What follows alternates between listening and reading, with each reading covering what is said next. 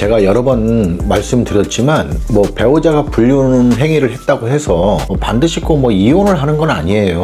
오히려 참고 사시는 분들이 이제 더 많으신 것 같아요. 물론 그게 몇 번째냐에 따라서 달라지긴 하겠지만 어쨌든 첫 번째인 경우 참고 사시는 분들이 많으시고요. 이제 두 번, 세 번 이제 계속 가시면서 결국 이제 이혼을 선택하시는 분들도 많으시고 합니다. 그런데 이게 꼭 무슨 어떤 확률적으로 뭐 비율적으로 따지기보다는 그 사람의 성향에 따라서 많은 차이가 있는 것 같아요. 뭐 어떤 분들 같은 경우에는 이제 나이가 많으신 분들 같은 경우에는 정말 남편이 뭐 진짜 무슨 습관적으로 진짜 여자 없으면 못 사는 뭐 그러한 성향을 갖고 있어서 계속 한 여자 끝나면 또 다음 이게 나중에는 이게 부부 사이에 있어서 이게 이제 당연시되는 이런 상황이 생기는 경우도 이렇게 많이 봤습니다. 그럴 때는 이제 그 아내분 같은 경우에는 이제 남편한테 기대를 안 하고 사시더라고요. 물론 뭐 이것이 이제 어떠한 분들의 입장에서 봤을 때는 그 여자가 바보 같기도 하고 왜 저러고 사나 싶은 답답하다는 어떤 생각을 하실 수도 있지만 이게 각자 삶의 어떤 가치관이 다르기 때문에 어떠한 방향으로 가던 사실상 그거는 뭐 비난할 수는 없는 것 같아요. 그래서 오늘은 이제 배우자의 불륜을 용서하고 계속 살아가시는 분들, 이분들을 기준으로 한번 말씀을 드려볼까 해요. 배우자가 불륜을 하잖아요. 그러면 그 사실을 알고 나서부터 이제 내가 이러저러한 여러 가지 이유로 인해서 이혼은 못하지만 잠자리는 안 하시는 분들도 많으세요. 그러니까 더럽다 이거죠. 하지만 그 어떠한 필요에 의해서 이때부터는 그냥 진짜 말 그대로 필요에 의해서 사시는 분들 같아요. 또 불륜을 저지른 상대 배우자 역시도 필요에 의해서 결혼 생활을 계속 유지하는 경우도 있고요. 참 여러 가지 형태가 있는데 그래도 이제 내가 이혼을 안 하기로 한 이상 내 배우자와 이 관계를 개선을 하면서 잘 살아가고 싶다라고 생각하시는 분들도 많으시단 말이죠. 그래서 어떠한 분들 같은 경우에는 내 배우자가 불륜 행위를 하고 왔기 때문에 빨리 그 성적인 욕구를 풀어줘야 된다. 그래야 저 사람이 상간자 생각을 더 안 하고 그리고 또 다른 바람을 피우지 않을 것이다 라고 생각을 하시는 분들이 있으세요. 그래서 이제 불륜 사실을 알고 나서 이제 좀 안 좋다가 정말 빠른 시간 안에 이 부부관계를 가지려고 하시는 분들도 많으세요. 그런데 제가 생각할 때 이건 어디까지나 제 개인적인 생각입니다. 굳이 제 말이 무조건 맞다고 볼 수는 없어요. 하지만 그동안 많은 분들하고 이렇게 상의를 하고 상담을 하고 했을 때 이 결론을 갖고 말씀을 드리는 거니까 그건 참고해서 들어주세요. 일단 저는 빠른 시일 안에 부부관계를 가져버리면 그거는 무조건 마이너스인 것 같아요. 그러니까 어떻게 보면은 배우자 입장에서는 이제 조바심이 나고 내가 빨리 저 사람의 성적인 욕구를 풀어줘야 상간자를 더 생각을 안 하거나 아니면 또 다른 짓을 안 할 거다라는 어떤 조바심에 너무 단기간 안에 부부관계를 갖습니다. 그런데 이게 이 쾌락에 의한 도파민이 빠지려면 최소한 2개월 정도의 기간이 필요하다고 합니다. 그러면 우리가 한번 생각을 해볼게요. 배우자가 정말 어느 상간자하고 완전 불륜의 늪에 빠져서 이 도파민에 빠져서 막 난리를 치고 좋아 죽고 막 물고 빨고 하고 있는데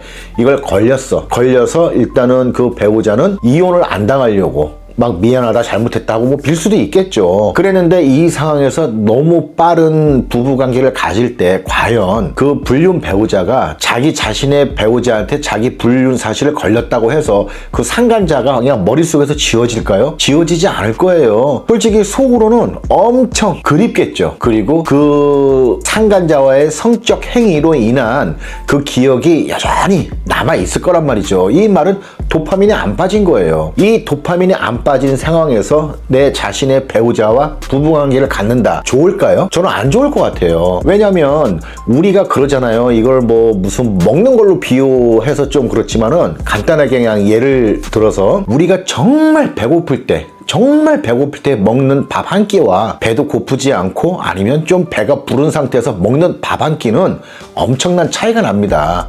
이 너무나 배가 고플 때는요 이 먹는 거 생각하고 뭐하고 하면 머리에서 막 순간 막 도파민이 흘러요. 그래서 정말로 그 어떠한 밥이라도 정말 맛있게 먹습니다. 하지만 배가 고프지 않으면 그 밥 정말 맛없게 먹는 거거든요. 여기서 우리가 생각을 해볼게요. 상간자는 정말 새로운 사람이에요. 하지만 내 배우자는 익숙한 사람이에요. 그럼 어떤 게 더 자기 자신한테 더 충동적이 될까요? 저 같은 경우는 상간자일 것 같아요. 누구나 다 그러지 않을까요? 상간자의 손길과 내 배우자의 손길은 정말 차이가 납니다. 이 상간자의 어떤 손길 하나하나에도 막 흥분이 되고 자극적이지만 내 배우자는 아무리 내 몸을 주무르고 해도 그냥 밋밋하다는 생각을 하고 있습니다. 그런데 이러한 생각이 가득한 이 상황에서 내 배우자하고 잠자리를 했다. 아마 거의 그냥 하나의 어떤 육체 노동으로 생각할 수도 있어요. 그렇기 때문에 너무 빠른 단기간 안에 갖는 부부 관계는 제가 볼 땐 썩 좋을 것 같지는 않아요. 그렇다고 해서 뭐 배우자가 아무런 매력도 없다, 싫다, 이거보다는 이미 다른 사람으로 인한 도파민이 빠져서 거기에 중독이 되어 있는 상태인데, 거기서 아무리 내 배우자하고 관계를 갖는다 하더라도 그때 그 도파민에 흠뻑 빠져서 갖는 상간자와의 관계와 너무 차이가 나거든요.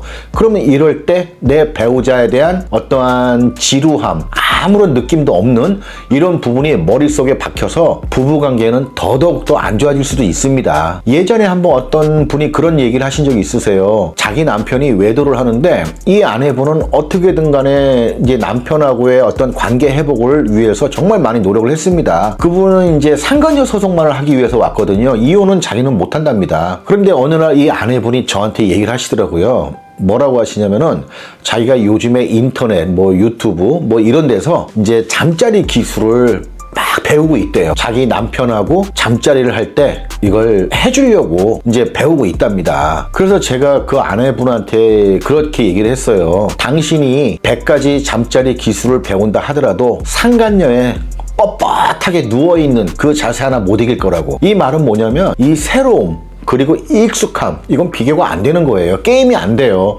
이 도파민이 머리에 흐르고 있는 동안은요, 아무리 노력을 해도 이미 내 불륜을 저지른 배우자는 오로지 상간자 생각만 하고 있을 겁니다. 밥을 먹을 때도, 화장실에 앉아 있을 때도, 그리고 일을 할 때도, 어디 길을 걸어갈 때도, 운전을 할 때도, 심지어는 부부 관계를 가질 때도. 이러니까 사실상 게임이 안 되는 거죠. 그런데 이거는 어쩔 수 없습니다. 내 배우자가 정신을 못 차리는 게 아니라요. 물론 뭐 정신을 못 차리는 것도 있지만 우리 사람들은요, 누구나 다 그렇게 만들어져 있어요. 우리 인간들은. 지금 아무리 내 배우자의 불륜으로 인해서 괴롭고 힘들고 고통스러운 분들도요, 만약에 그러한 관계가 딱 형성이 되잖아요. 그럼 마찬가지 자동 반사와도 같습니다.